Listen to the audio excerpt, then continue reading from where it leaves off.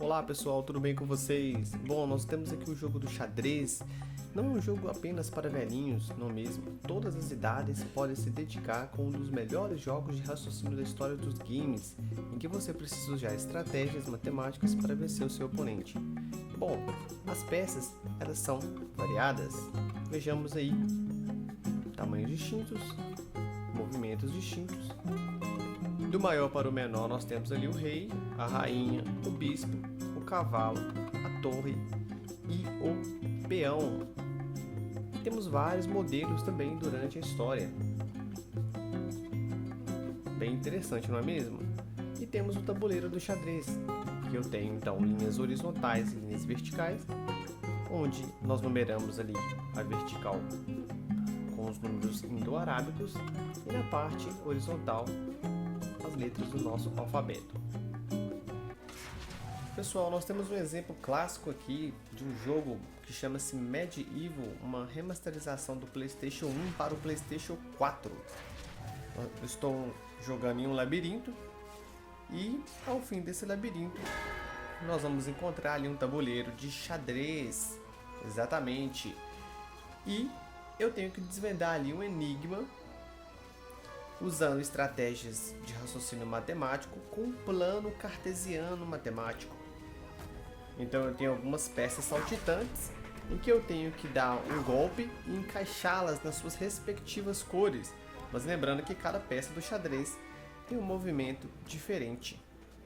Por exemplo, a torre, ela tem um movimento apenas em linha reta, ela não percorre movimentos na diagonal. Então eu tenho que realmente usar uma estratégia para conseguir abrir aquele portão e conseguir passar para a próxima fase. Mas para isso, eu devo desvendar este enigma. Então, pessoal, o plano cartesiano, ele possui então eixos na horizontal e eixos na vertical. Como nós podemos perceber aqui, eu tenho ali o 0, 0, que seria a origem do plano cartesiano. Então eu tenho 0 para horizontal e 0 para vertical. Aqui eu tenho 1 para vertical, 2, 1 para horizontal, 2 para horizontal, 3 para horizontal, 4 para horizontal, 5, 6, 7, 8, conforme ali o nosso tabuleiro. Lembrando que aqui no 1 será a parte A, 2B, 3C, 4D, 5E, 6F, 7G, 8H. E aqui é normal, né? 1, 2, 3, 4, 5, 6, 7, 8. Bom, se eu tenho um elemento ou uma peça no tabuleiro, ou qualquer coisa aqui, no caso no plano cartesiano, nós temos aqui então a posição aqui, ó. Um ponto aqui nos indica a posição 3 para a horizontal e 2 para a vertical. Aqui eu tenho 6. Bom, se eu tenho um ponto aqui em cima, então é o 6 na horizontal e o 5 na vertical. Em termos de pontos, nós temos aqui um ponto A e um ponto B. Bom, se eu for utilizar a letra, então eu tenho aqui o 3, então está na posição C. Então isso aqui é equivalente ao ponto C para o horizontal 2, C2. O ponto B6, 5, 6 é a posição do F, então isso seria equivalente ao F na horizontal, ligando no 5 na vertical. Tá certo, pessoal? Bom, lembrando que como isso aqui se trata de um plano cartesiano, né? Se eu tenho um ponto aqui agora, se aqui é 1, aqui é menos 1. Se aqui é 1, aqui é menos 1. Bom, eu tenho valores positivos na horizontal, valores negativos na vertical, valores positivos e negativos em todas as partes dos eixos aqui, tá certo? Então, por exemplo, se eu tenho um ponto aqui, ó, um ponto C, no plano cartesiano seria a posição horizontal menos 3 e aqui na posição vertical eu tenho o valor de mais 2. Tá beleza? Bom, isso é o que nós chamamos de ponto no plano, tá?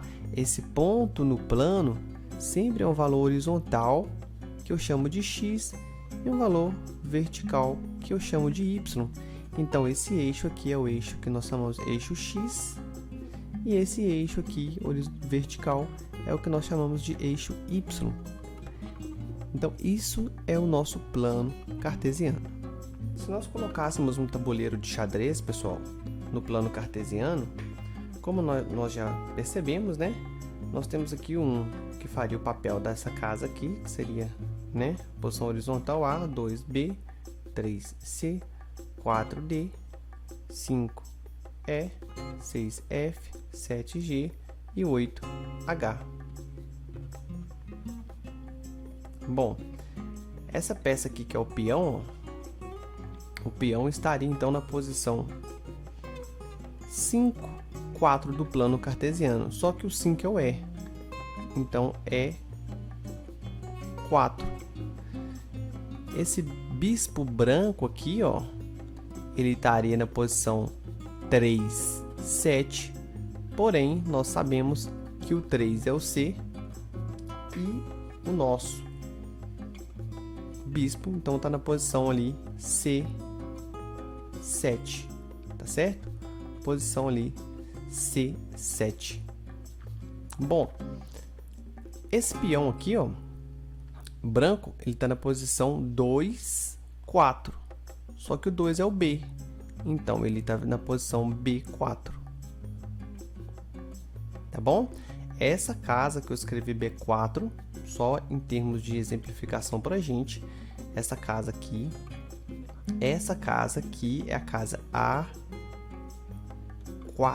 tá bom? A4. B4 é a posição do bispo branco.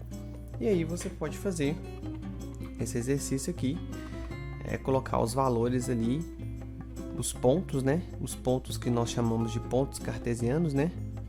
São as coordenadas x, y.